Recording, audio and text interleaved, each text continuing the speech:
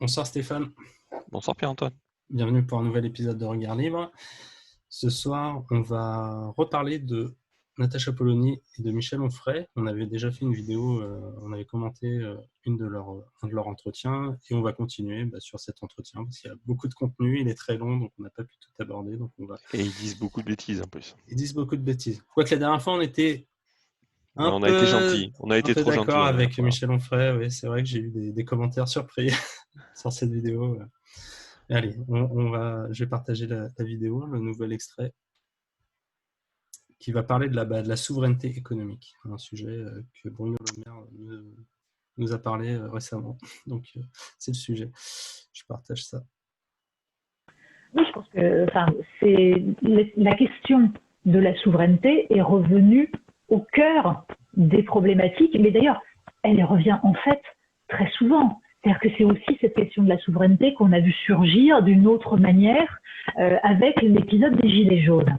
C'est-à-dire que on arrive à un moment où ce mot souveraineté, qui avait été banni du vocabulaire politique, reprend ses lettres de noblesse, mais pas parce qu'il y aurait justement des idéologues qui essaieraient de pousser ce mot, mais parce qu'en effet, et là Michel a raison, c'est ce qui apparaît clairement quand on regarde avec un tout petit peu de bon sens la situation, à savoir que même si on est pour la coopération internationale, pour le multilatéralisme, c'est-à-dire que même si on n'a aucune intention de se dire qu'on peut vivre tout seul sans les autres, l'évidence, c'est qu'il ne peut y avoir de coopération que quand on ne dépend pas des autres. Et que là, en l'occurrence, nous nous sommes pendant des décennies rendus dépendants de non seulement d'autres pays, mais de systèmes extrêmement complexes, de mécanismes industriels qui aujourd'hui nous empêchent et empêchent notre État de répondre à la demande des citoyens et de préserver le bien commun. Et c'est ça qui apparaît au grand. Voilà. Bon. Alors il y a beaucoup de choses effectivement.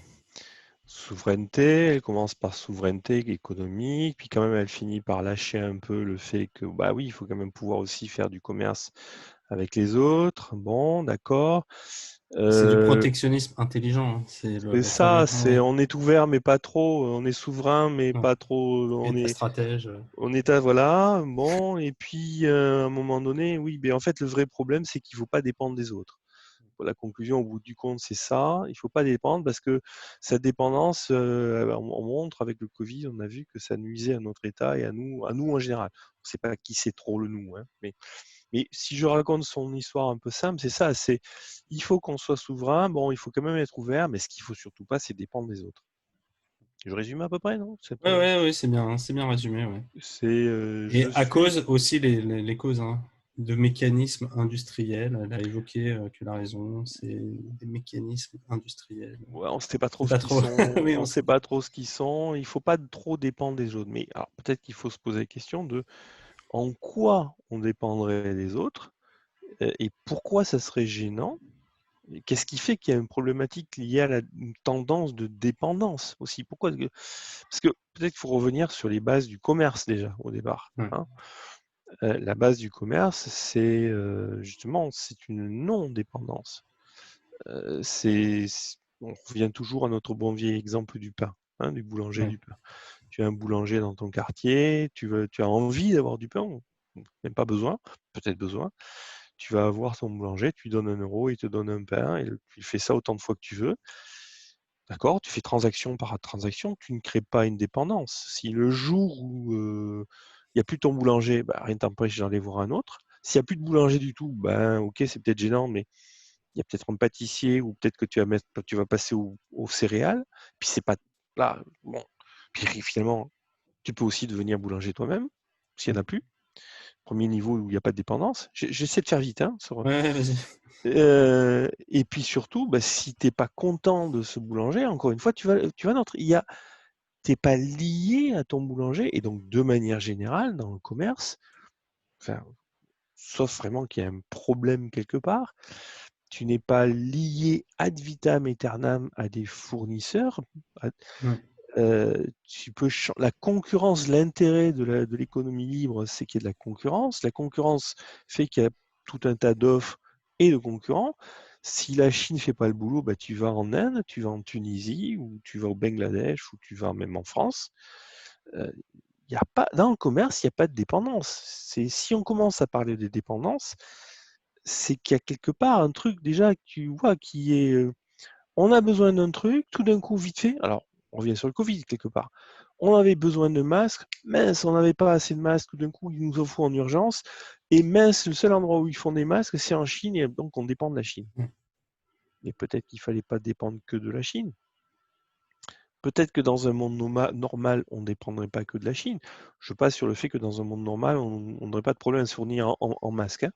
Oui, Mais c'est que dans un monde normal, on n'aurait pas bloqué toutes les frontières sur ce genre de choses et on aurait laissé les pharmaciens et les hôpitaux se fournir librement et les entrepreneurs vendre des masques un peu comme ils le voulaient et pas les empêcher de le faire. je ne veux pas rentrer dans la polémique avec le professeur Didier Raoult, c'est pas du tout mon propos. Mais il a dit un truc sur une interview récente, je crois que c'était avec Ruth Alkrieff. Je m'en fous du sujet, je prends juste un point particulier qu'il a dit. Il a dit pendant cette vidéo qu'à un moment donné, il était en contact par téléphone avec Bernard Arnault, donc patron de LVMH, qu'il a appelé et qui lui a proposé de l'aide concrète. Et il a demandé à M. Arnaud, je crois, des blouses, Ouais, des blouses, je crois. des Ouais, masques, des des blouses. blouses, Ouais. et qu'en gros, il avait eu ces blouses, 20 000 blouses, si mes souvenirs sont bons, 4 jours après. Et il y a eu d'ailleurs la question de Ruth Elkrief disant ah, mais vous pensez qu'on aurait dû faire la même chose? Quelque part, c'est ce qu'il dit. Hein. Ouais. Et il a dit un peu la même chose aussi sur les vétérinaires qui ont fourni les tests alors que l'État l'avait interdit. Quoi. C'est qu'il a dit j'ai demandé, des vétérinaires m'ont proposé, ils l'ont fait, voilà.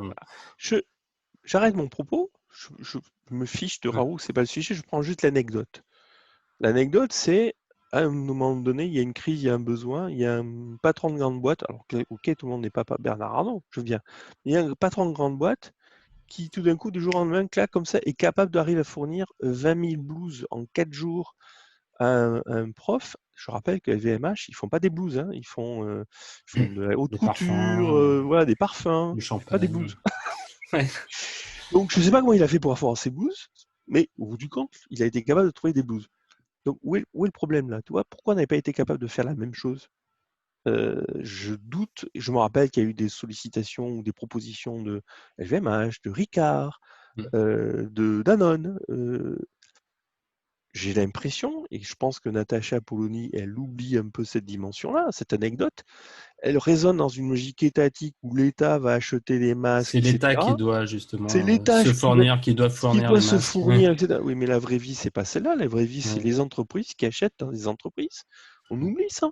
Et quand une entreprise achète à une entreprise et qu'il n'y a pas l'État qui vient mettre son nez dans ces histoires-là, il n'y a pas de dépendance, il n'y a pas de problème. Il y a la concurrence qui joue. Et si on n'a pas en Chine, on va en Inde. Ouais. Il n'y a pas de problème dans un autre truc normal. Il peut y avoir un temps qui se passe, etc. Mais au quotidien, le fait que au quotidien, tous les jours, les crayons dans les supermarchés soient remplis montre bien que justement ce genre de dépendance n'existe pas. Si elle existerait, on aurait des famines ou des pénuries. Or, on n'en a pas. Donc, Madame Polony, Sciences Po, je ne sais pas trop quoi, elle est bien gentille. Elle voit son truc d'État, etc. Oui, l'État, il a une dépendance. Ah ben oui, hein, il a une dépendance, c'est clair. Mais il a une dépendance parce qu'il ne fonctionne pas comme il devrait fonctionner.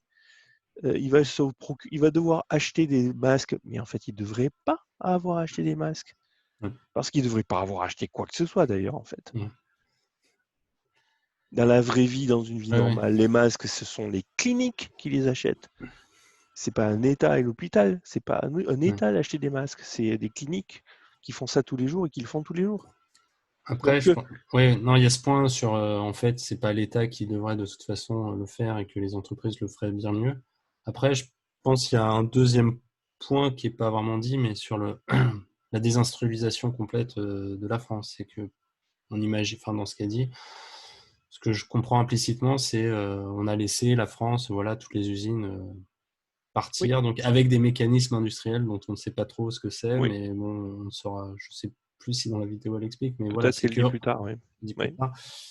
Et on n'a plus d'usine, donc de toute façon, si voilà, par exemple, imaginons toutes les frontières, plus personne ne veut rien nous vendre, on n'a plus rien de toute façon pour. Mais rien faire. Après, c'est c'est une en hypothèse partie vrai. complètement fausse, mais Non, mais c'est en partie vrai. Mais je crois qu'on en a déjà on parlé a déjà sur parlé une. dans une Mais autre. on peut rappeler rapidement la thèse rapidement, hein.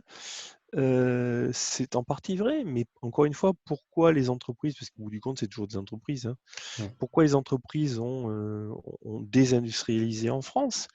Ben, c'est pas très très compliqué, c'est parce que le coût du travail en France est tellement élevé que pour rester compétitif sur les différents marchés, il faut chercher des moyens d'avoir des coûts de meilleure compétitivité et que il y a depuis des décennies, ces coûts ils se trouvent en Inde, en Chine, Bangladesh, en Tunisie et d'autres pays offshore, nearshore et autres.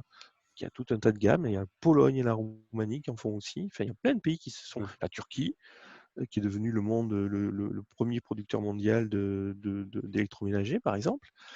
Il y a plein de pays qui ont pris des positions de ce type-là, mais c'est toujours lié à des pays qui ont une offre de coûts de main-d'œuvre bien plus faible que l'Europe et la France en particulier. Donc il faut se demander avant tout pourquoi cette main-d'œuvre aller chercher ailleurs et pourquoi on a besoin d'aller chercher des coûts ailleurs et pourquoi on est cher. Donc effectivement, c'est la première raison. Qu'est-ce qu'il y a la deuxième raison Mais après, il y a le c'est- cher implicitement dans le sens où, en termes de réglementation, restrictions, on t'impose tellement de choses en France par rapport à d'autres pays que tu passes ta vie à ça. Donc indirect, enfin c'est des coûts. Enfin, le temps c'est de Oui, l'argent. Donc le temps que tu oui, passes à faire ça, tu passes pas à fabriquer des trucs, quoi. tout à fait, tout à fait. Je pense qu'il y a il y a un indicateur qu'on pourrait rechercher. Alors, j'ai pas le chiffre, mais je pense que ça serait intéressant d'aller le chercher. On va pouvoir trouver ça. Je serais curieux de regarder la part moyenne dans les grandes entreprises au sens large, hein, c'est-à-dire Mm. la part moyenne dans les employés, dans les salariés, de gens qui sont des administratifs par rapport à Ouais. des purs. Pour moi, administratif, c'est quoi? C'est des gens qui font des activités non directement productives, de la Ouais. comptabilité, de la RH, Ouais, les fonctions de support un peu. voilà, les fameuses fonctions support. Qu'est-ce qu'il Oui, y a d'ailleurs, d'autre? c'était enfin, un scandale. Tout ce qui est On voyait juridique, dans l'hôpital, enfin, là, bon, tu parles des entreprises privées, mais on voyait que c'est dans encore pire, l'hôpital actuellement, un c'est tiers, hallucinant, quoi. C'est un tiers c'est un tiers. qui fait ça, C'est quoi. Et ouais, même des médecins leur job, c'est de médecin, mais ils font l'administratif, quoi. Et c'est un c'est ça, peu pareil, je crois, à c'est ça. l'école. Il y en a plein. Mais regardons, je n'ai pas les chiffres, j'invite les auditeurs, hein, et on pourra le regarder, à regarder ce chiffre, peut-être par strate, par secteur, etc. Mais la part, parmi les salariés, des fonctions de support, donc juridique, RH, euh, ça excuse-moi, ça De me- ceux qui doivent remplir les formulaires pour crédit impôt recherche et les subventions. oui, voilà, la comptabilité, Comptabilité, j'en oublie d'autres, mais en gros, c'est ça. Je crains que ça ait largement explosé ces 20-30 dernières années. Et donc, c'est de la bureaucratie interne. Alors, même si c'est dans l'entreprise, ben, pourtant, ça reste de la bureaucratie. Ce sont des coûts qui viennent se greffer. Et quand tu prends les coûts au sens c'est souvent charge des coûts en fait sociale, qui viennent du fait de l'environnement législatif réglementaire exact, qui t'impose en exact. fait de recruter des gens pour traiter ça Ben, l'État ne sur fait, en le fait, GDPR oui, voilà, c'est juridique. ça. Voilà, à chaque fois qu'on te rajoute un truc, C'est bah, ça. L'État se sert en fait des entreprises pour être des opérateurs de ses propres fonctions. ouais, ouais. C'est-à-dire que, Collecte l'impôt, voilà, collecte d'impôts, obligation de payer les conformité charges aux sociales. règles du code de travail. Au lieu de faire établir, alors c'est un autre concept, on pourrait faire une vidéo sur ce sujet, mais au lieu de faire respecter la loi par lui-même, il impose aux entreprises à faire respecter la loi. Et les gens qui sont obligés dans les boîtes de faire respecter la loi sont des fonctions support. Ça fait bien. Ouais. Mais c'est ça, hein. C'est-à-dire que tu prends compta, RH et décidément j'ai un trou et juridique, les trois sont dans ce domaine-là. Donc ces choses-là font qu'au bout du compte, tu as raison. Entre les coûts externes, charge, sécu, etc., les coûts internes, ben, le coût du travail a complètement explosé en France et en Occident en général. Et donc, on va forcément chercher ailleurs. Et on va chercher. Et en plus, l'autre, pour finir, c'est l'hôpital, puisque c'est ce qui a provoqué la conversation avec Polony. L'hôpital qui va devoir acheter des masques, alors que normalement, c'est pas à l'hôpital d'acheter des masques. Pourquoi un hôpital a besoin d'acheter des masques? Ce que je veux dire par là, c'est pas normal que des activités de ce type-là soient des activités étatique. Si c'était une entreprise, elle s'achèterait sur le marché. Le Oui, problème d'accord. des hôpitaux, c'est pour pouvoir acheter des masques, il faut qu'ils passent par, en tout cas en régime normal, par des appels d'offres publics, Oui. des consultations. Il y a une procédure, il y a une sélection des gens, il y a une négociation. Ce sont des processus, en tout cas en temps normal, qui sont longs et qui en plus sont pas performants.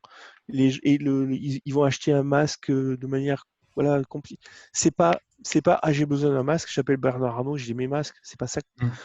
Tu vois, c'est donc la bureaucratie de l'achat en plus en milieu public fait qu'en plus on ne peut pas acheter n'importe quoi comme on veut, ni au même moment. Donc il y a tout un tas de choses qui s'empilent, qui font qu'en fait c'est le commerce qui ne fonctionne pas et que la problématique de la souveraineté qu'elle nous a sortie, pour revenir à notre chère Polonie, c'est pas un problème de souveraineté, c'est un phénomène étatique qu'on ne veut pas voir, ou qu'on voit pas ou qu'on veut pas voir.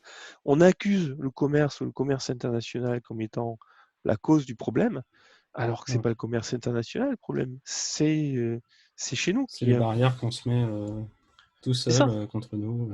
C'est les barrières qu'on a mis au commerce en fait. C'est qu'au lieu de faire du C'est un commerce, peu. Pardon, vas-y, finis. non, au lieu de faire du commerce, on fait de la bureaucratie. Ouais. Non, je sais plus qui sortait. Je sais plus si c'est Bastia qui sortait l'argument, tu sais, contre le protectionnisme, le fait que bah, si l'argument qu'en gros on est plus fort si on se protège des importations, bah faut le réduire d'un niveau. Donc au niveau de la commune, on Oui, devrait faire que oui, du c'est commerce au Bastia. sein de la commune. Oui. Et au final, tu devrais le faire que dans ta famille. Que Tout ce que tu à ton consommes, tu niveau, devrais à toi ton le niveau. produire toi-même parce que ça te Exact. protégerait C'est de l'autarcie l'extérieur. parfaite. L'autarcie parfaite. Donc quand C'est on tout à suit fait vrai. les arguments de Polonie, c'est-à-dire bah en fait, il Mais faudrait c'est tout exact. faire tout seul. Et on voit très bien dans Mais la c'est vrai réalité que que c'est une connerie, quoi. c'est ça qui est intéressant avec la souveraineté, parce que si on parle en fait derrière, il y a un problème d'autonomie pour pas dire Mm. d'autarcie. Et tu as raison, l'autarcie, elle se limite à quel niveau? Parce que rappelons en plus que la Mm. France est un pays qui a quasiment pas de ressources, etc. Donc comment tu peux espérer vivre en France alors que tu n'as pas de ressources ou quasiment pas, hein? Tu regardes juste l'énergie. Qu'est-ce qu'on a comme autonomie énergétique en France? On a les barrages dans les Mm. montagnes. À part ça, on n'a rien. Donc, toi, est-ce qu'on a assez avec les barrages? Oh, si, pardon, excuse-moi, j'oublie les éoliennes. Ouais. Pardon. Le solaire qui Voilà. compte. Mais tu vois, ne serait-ce que comment peut-on imaginer avoir la puissance énergétique dont on a besoin dans un pays comme la France, dans une logique de souveraineté? On est Mm. obligé d'acheter du pétrole, on est obligé d'acheter de l'uranium, à minima. Comment on fait ça? Ah ben oui, ça se règle. Allez, Macron va aller. On tombe dans les trucs politiques, alors que normalement, ça doit être juste du commerce. Ouais. Surtout Ça pour devrait la juste être du souveraineté, bah, commerce. c'est un peu comme sur notre vidéo minarchiste, la souveraineté économique, ça commence où, ça s'arrête où? Enfin, à Hmm. partir de quand tu dis que là, ça doit être dans notre périmètre et là, ça ne l'est pas. Enfin, au final, bah, tout doit être dans notre périmètre, donc on doit planifier toute l'économie. Tu as dû voir, il y a un libéral sur un groupe qui a posé une question assez ridicule, mais je pense assez symptomatique, qui dit quelque chose du genre je suis libéral du point de Ah vue oui, économique, oui, mais j'ai je vu celle-là. suis ouais, voilà, Mais les bas de plafond c'est ça, c'est ça, c'est libertariens, ça, c'est ça. qui Et sont donc contre le protectionnisme, attention, vous êtes des faux voilà, libéraux. Ouais. voilà exactement, je suis libéral à l'intérieur, mais protectionniste à l'extérieur. Je crois que c'est Ouais, ça qu'il dit. ouais. Il comprend juste pas que si on est libéral à l'intérieur, ça veut dire que toi et moi, ben, on peut faire des achats et donc on peut acheter ce qu'on veut. Et acheter ce qu'on veut, ça veut dire acheter des produits étrangers. Ah non, non, non, t'as pas le droit d'acheter. Ah bon? Donc je ne peux acheter qu'à l'intérieur du pays. Mais manque de bol, à l'intérieur du pays, il n'y a pas tout ce dont on a besoin. Donc on fait comment? Et où est la frontière? Qui la décide? Ça n'a pas de sens. C'est ça, ouais. Pas de sens.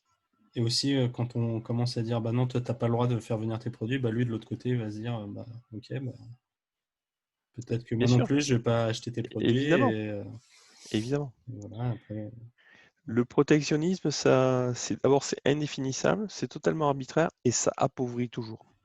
ouais. Donc tout Ok, ça pour ouais. dire que Madame Polony, oui, souveraineté, autonomie, etc., qui en décide, et puis c'est juste une mauvaise lecture de la situation comment dire, structurelle économique de la France, d'une part, C'est un peu la et lecture ensuite, ouais, que fait beaucoup de monde, dire c'est la faute de la globalisation.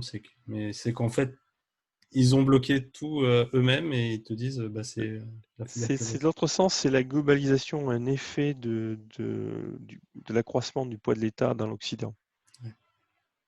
Je peux le répéter, la globalisation de ces 30 dernières années, en gros, est un effet de l'augmentation du poids de l'État dans l'Occident. Dans le sens, attends, ouais, Bah, dans le sens où en l'augmentation, fait on a été obligé de sortir les usines, de faire appel à l'extérieur parce qu'on n'avait plus les moyens de se exactement, payer parce les que choses, de fabriquer l'augmentation du nous-mêmes les poids de choses. l'État se traduit par une augmentation des prix de revient, des coûts, sur un marché qui, lui, par contre, est toujours global. Et donc, il a fallu aller chercher des solutions moins chères. Et donc, on est allé chercher hors de l'Occident. Ah ouais, non, c'est vrai. Très bien, donc merci Madame Polony, à cause de vous, nous ne sommes pas indépendants. Je dirais surtout Je que je crains que, paradoxalement, si tu veux, c'est que ces réflexions ne fassent qu'accroître notre Non mais c'est ça, dépendance. c'est ce que je dis. C'est ça. Ouais, on a du mal là sur la fin. Trop à plusieurs niveaux là. Allez. Bon merci Stéphane. Je t'en prie.